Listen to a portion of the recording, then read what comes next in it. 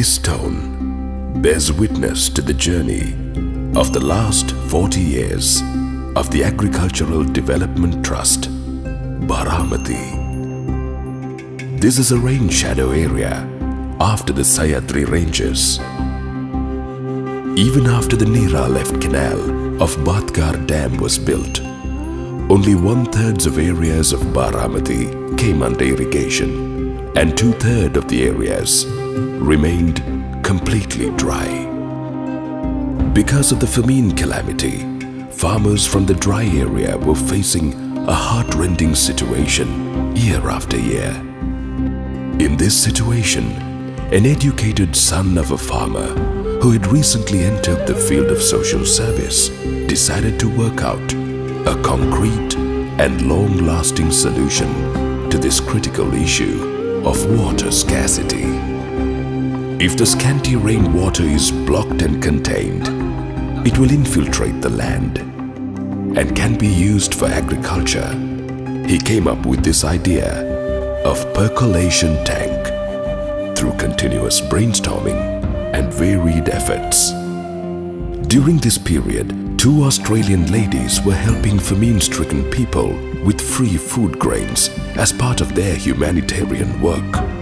This youngster proposed a plan to the Australian ladies that instead of giving free charity, it will be more beneficial that people are given this percolation tank building work, both as a means to overcoming challenges of the drought situation and then giving them food in return for their contributions. With this percolation tanks movement started under the Food for Work scheme, thousands of acres of land came under irrigation and crops started grazing the farms. After practically seeing the impossible turn into the possible, this scheme was accepted at government level and the Food for Work scheme was spread all over Maharashtra. The extraordinary young man who started the percolation tanks movement in those drought-prone areas in 1966 became an agriculture minister of Maharashtra and revolutionized food grains production by starting the era of hybrid. Mr. Sharad Pawar was endeavoring for increased participation of farmers and common people in the progress of drought-prone areas in terms of agriculture through the planned execution of many such schemes as percolation tanks. With this belief, he founded Agricultural Development Trust, Baramati, with the 2 Australian ladies and 7 farmer colleagues from Baramati on 22nd June 1971. Within the first phase from 1968 to 1974, Trust availed facilities of boring and blasting unit on no-profit, no-loss basis to dig the wells. It also made available pumps and oil engines. In drought-prone areas, fully equipped mobile dispensaries rendered free medical treatments and dispensed essential medicines to the sick. Dairy animals from remote areas were also served with the health facilities. In 1975, Trust's president, Mr. Sharad Pawar, due to his increasing political responsibilities, handed over the responsibility of Trust chairmanship to Mr. Appasaheb Pawar, who was well aware of social issues and was fond of social work. He had a vast experience of agriculture and allied businesses and had done highly reputed work in the sugar industry. Founder President Mr. Sharad Pawar sowed the seeds of the Trust, and Trust's chairman Honorable Appasaheb Pawar wholeheartedly took the responsibility of Trust's progress and began his work. Mr. Ganapat Rao Pawar and his brothers graciously donated their 45 acres of land in Malegaon to Trust free of cost. The Trust planned to build an ideal demonstration farm on the same, creating an awareness amongst farmers about science and technology in farming was the aim behind. In 1982, with the perspective of optimum usage of available water for farming, Trust brought up the drip irrigation method from Israel to India for the very first time, and thereafter it was adopted successfully throughout the nation. Following the principle of seeing is believing, the Trust organized educational visits in and out of the country, field trips, seminars, trainings, and workshops, etc. Along with this, Trust started trainings in allied occupations like dairy, poultry, sericulture, etc. to improve the financial condition of the farmers. The work done by Agriculture Development Trust Baramati impressed many eminent and famous personalities from India and abroad. They gave their valuable guidance during their visits to the Malegaon farm. With the realization that an educated woman transforms the destiny of her entire family, the foundation of an educational complex was laid down at Sharda Nagar on an open wasteland. More than 6,000 girls are getting their education on this campus, from primary up to graduation. The achievement of some of the students in police recruitment is really outstanding. Particularly through the Earn and Learn initiative, many girls from poor families are standing stout on their own feet. With the aim of delivering the research done by the Agricultural University to farmers, the Trust established the Krishi Vigyan Kendra with the help of the central government in July 1992. Through this initiative, free trainings are imparted to farmers and their family members. Apart from this, all the facilities needed for farming are availed at very affordable prices.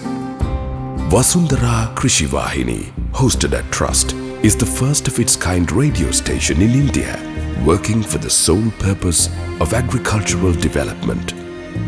Yearly, lakhs of farmers visit the Krishi Vigyan Kendra, and thousands of farmers have attended the trainings. Till date, thousands of soil and water samples have been examined.